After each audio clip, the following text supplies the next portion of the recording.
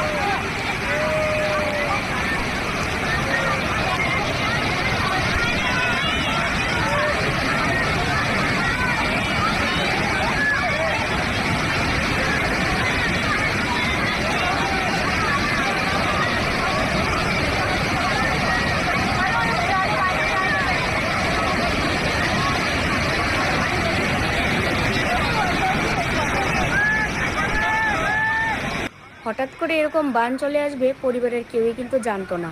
সবাই সবার মতো ঘুরছিল ফিরছিল, কিন্তু হঠাৎ করে এত বিপদ। পাহাড়ি জায়গাগুলো না ঠিক এরকম হয়। পাহাড়ের খাদে যদি একবার পড়ে যাওয়া যায় তাহলে কি অবস্থা হতে পারে, এদের দেখে কিন্তু শেখা উচিত। তবে এই মুহূর্তগুলো ভাবলেই আমার যেন কীরকম একদম বারবার গা কেঁপে উঠছে, যে সেই সিচুয়েশনে যদি আমরা থাকতাম তাহলে কি পরিস্থিতি হতো আজকে। চোখের সামনে দেখতে পাচ্ছে যে এত বিপদ, হয়তো বাঁচবো না। দেখো কুলের মধ্যে একটা ছোট্ট বাচ্চা আছে, তারপরে সাথেও আরও বাচ্চা রয়েছে। একটা শুধুমাত্র পুরুষ মানুষ, একটা দুটো দুটো পুরুষ মানুষ, সাথে মহিলা কতগুলো মানুষ।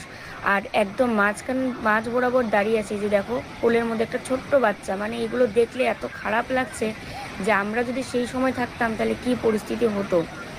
আর একেবারে মাঝখানে দাঁড়িয়েছিল জলের ব্যাগ। মানে সময় যত যাচ্ছে বাড়ছিল, সময় যত যাচ্ছে তত বাড়ছিল। মানে এই যে জলের ব্যাগটা, এটা কিন্তু একটা নদী। আর আমরা সবাই জানি যে পাহাড় থেকে কিন্তু নদীর সৃষ্টি। তাহলে এটা আস্তে আস্তে আরও কিন্তু বাড়তে থাকবে এই জলের ব্যাগটা, কারণ প্রচুর বৃষ্টি হওয়ার কারণে পাহাড়ে ঠিক এইভাবেই কিন্তু ঢল নামে, এবং সেটাই কিন্তু আস্তে আস্তে নদীতে চলে আসে, এবং নদীর জল কিন্তু এত বাড়তে থাকে।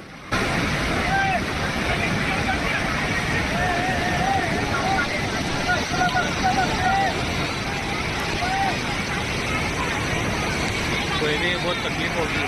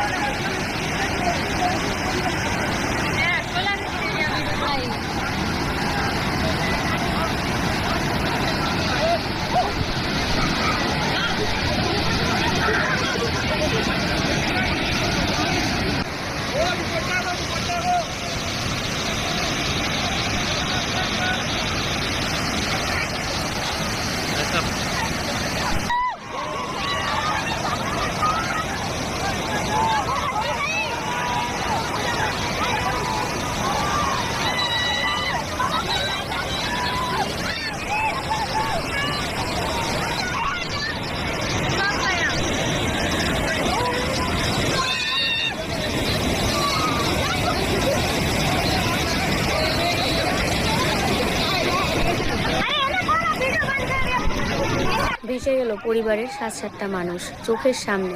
কারো কিছু করার আর কিন্তু ক্ষমতা থাকলো না। প্রকৃতির কাছে মানুষ কতটা অসহায়, তাই না বন্ধুরা?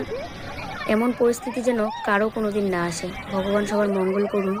জানি না তারপরে কি হলো আর।